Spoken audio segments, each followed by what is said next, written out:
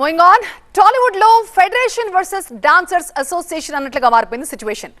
Federation లో ఏ association అయినా 24 crafts కిందే పనిచేయాలని చెప్తోంది ఫెడరేషన్.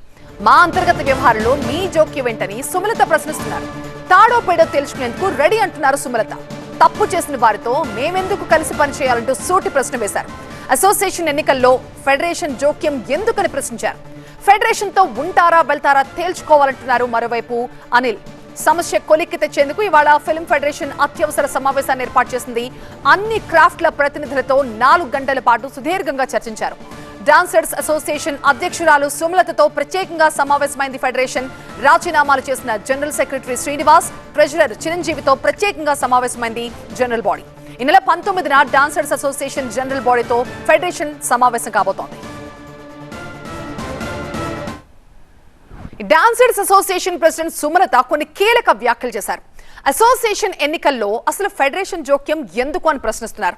ఎన్నికల అంశాన్ని గతంలో అసోసియేషన్ కే ఫెడరేషన్ వదిలేసిన విషయాన్ని గుర్తు చేశారు. తాడో పేడో తేల్చుకుంటామన్నారు.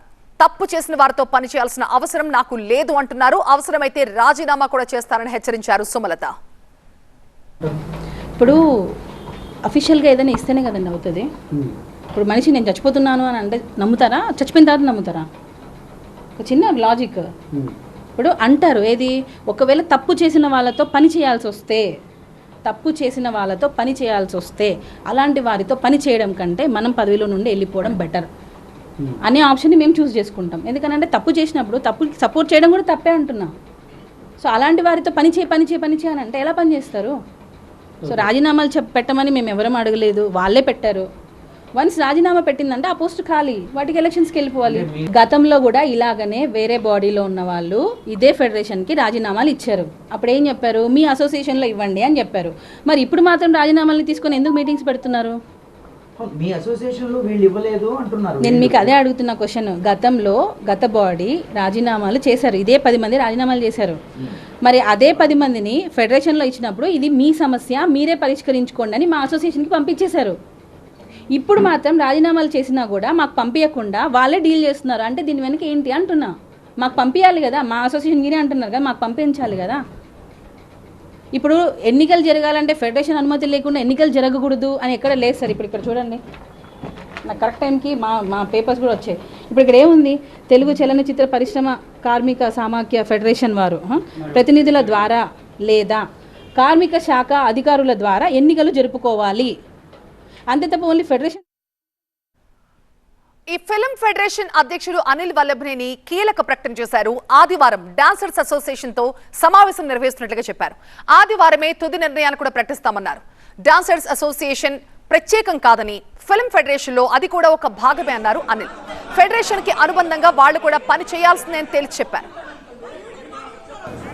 ఒక కార్యవర్గం ఎవరికి నచ్చినట్టు వాళ్ళు నిర్ణయం తీసుకోవడానికి వీలు లేదు. ఎందుకంటే ఫెడరేషన్ అంటే ఒక 24 కార్మిక సంఘాలు, 24 కార్మిక సంఘాల లీడర్లందరినీ ఒక సమపాలంగా చూడాల్సిన బాధ్యత ఫెడరేషన్కి ఉంటుంది.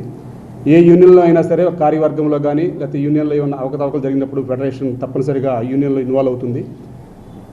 ఈ డాన్సర్స్ యూనియన్ విషయంగా ఒక 3 నెలల నుంచి ఎన్నో చర్చలు జరుగుతూ ఉన్నాయి. ఆ చర్చల ముగింపుకి ఒక కార్యవర్గం ఒకరు తెలియకుండా ఒకరి మీద ఒకరు యాక్షన్ తీసుకున్నారని చెప్పేసి, ఒక కార్యవర్గం తప్పు చేసిందని ఒకరి మీద ఒకరు ఆ నిందలు వేసుకోవటం అవన్నీ కూడా చర్చించుకోవడం జరిగింది.